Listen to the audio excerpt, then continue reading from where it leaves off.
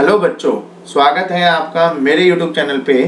आज हम डिस्कस करेंगे वर्कशीट नंबर 37 जो कि आपकी डेट है 28 सितंबर 2020। सब्जेक्ट है स्टूडेंट्स आपका हिंदी और कक्षा है आपकी 9th। हमेशा की तरह स्टूडेंट्स आपको अपनी इंफॉर्मेशन यहाँ पर फिल करनी है, विद्यार्थी का नाम और यहाँ पर आपको अपने अध्यापक का नाम लिखना है। ठीक है स्टूडेंट्स, तो आज स्टूडेंट्स हम पढ़ेंगे प्रेमचंद जी के फटे जूते के नामक जो पाठ था उसके बारे में हम कुछ और डिटेल में पढ़ेंगे, क्योंकि इससे पहले हम डिटेल में पढ़ चुके हैं कुछ और उसके ऊपर। यहाँ पर आज प्रेमचंद जी जो है उनके बारे में हम बात करेंगे जो कवि बता रहे हैं। ठीक है बच्चों, तो सारी कुछ डिटेल में हम पढ़ेंगे, क्वेश्चन आंसर करेंगे। तो जल्दी से अगर आप न्यू यूजर है तो सब्सक्राइब जरूर करें विद बेल आइकन, जिससे कि आपको नोटिफिकेशन और वीडियो तुरंत आपके मोबाइल पे मिलती रहे।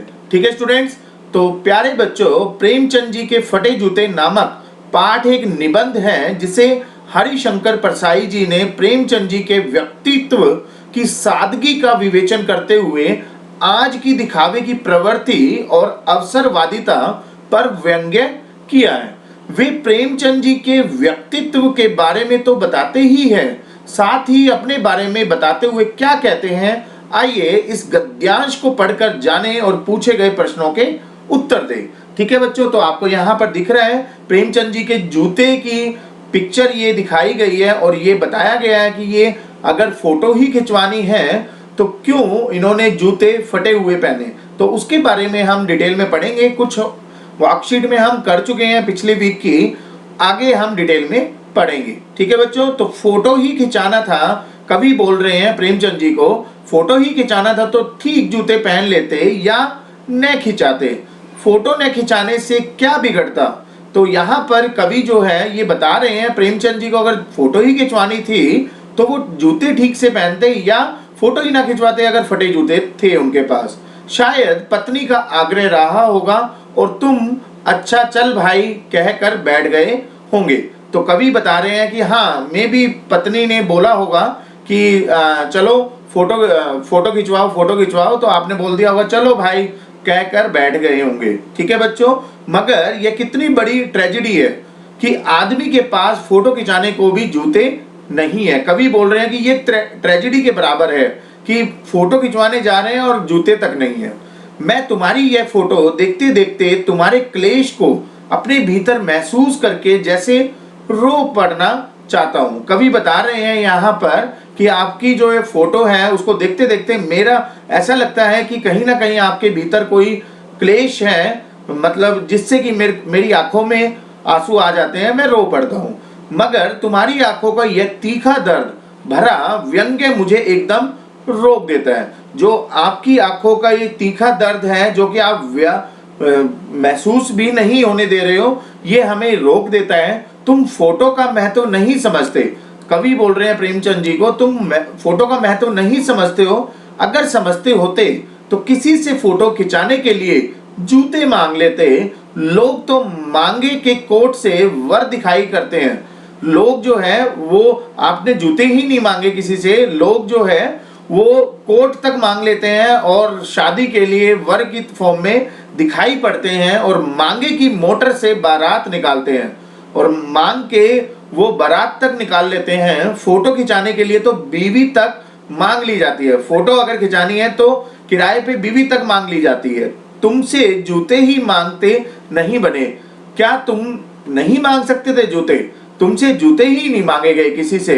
तुम फोटो का महत्व नहीं जानते हो। इससे कवि बोल रहे हैं कि तुम्हें नहीं पता है कि फोटो की इंपॉर्टेंस क्या है, फोटो का महत्व क्या है। लोग तो इत्र चुपड़ कर फोटो खिंचाते हैं। लोग जो है इत्र, जिससे खुशबू आती है, शरीर में खुशबू आने लगती है, तो लोग जो है इत्र लगाकर फोटो खिंचाते हैं, जिससे कि फोटो में भी मतलब जब वो फोटो खिंचाए तो उनके अंदर फीलिंग इस तरह की आई, बहुत अच्छी वाली।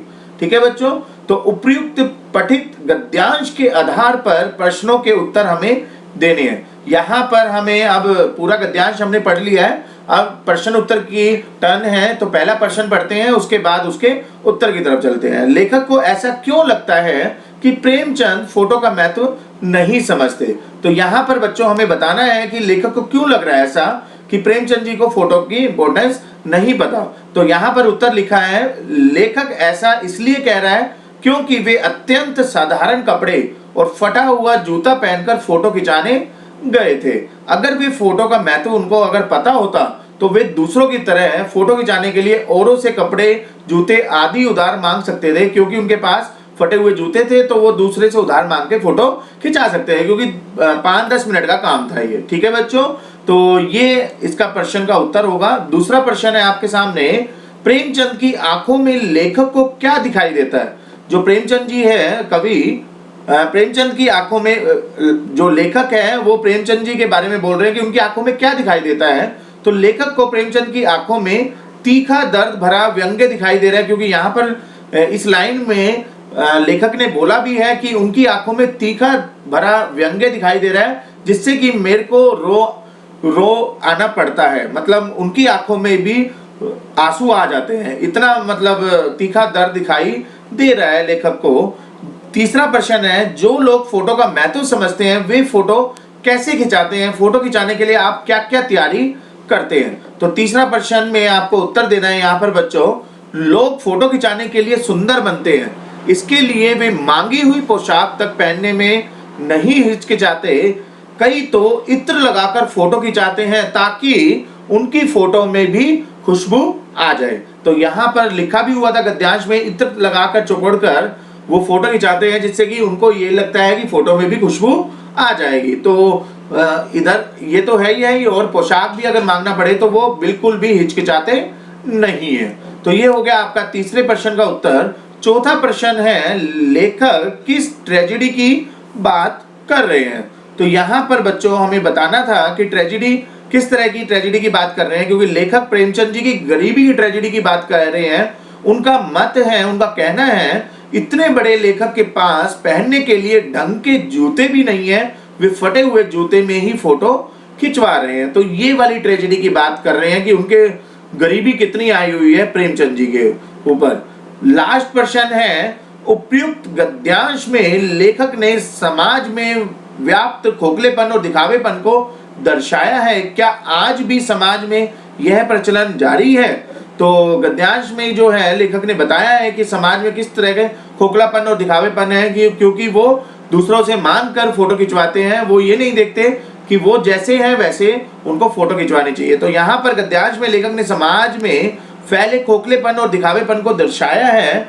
हाँ, क्योंकि आज भी समाज में ये प्रचलन जारी है, क्योंकि कुछ लोग ऐसे हैं जिनके पास घर में भले कुछ ना हो, लेकिन दिखावे के लिए वो महंगे कपड़े, जूते पहनते हैं। इससे बता रहे हैं कवि कि लोगों के पास कुछ भी नहीं है आज के टाइम पे भी, मगर वो दिखावे में कोई कमी नहीं छोड़ते, चाहे वो किसी भी तरह का कपड़ा हो, जूते हो, गाड़ी हो, किस तरह का भी चीजें हो, वो यही दिखाते हैं कि हमारे पास बहुत कुछ है। ठीक है बच्चों, तो ये था आज का प्रश्न उत्तर और पूरा का पूरा हिंदी का गद्यांश। तो जल्दी से बच्चों इसको लाइक करिए, चैनल को सब्सक्राइब करिए अगर आप न्यू यूजर है, विद बेल आइकन, और फाइनली इसको ज्यादा से ज्यादा बच्चों शेयर करिए, जिससे कि कोई भी वीडियो किसी भी बच्चे की ना रह जाए। ठीक है बच्चों, तो मिलेंगे नेक्स्ट वर्कशीट नेक्स्ट वीडियो में। अभी के लिए थैंक यू।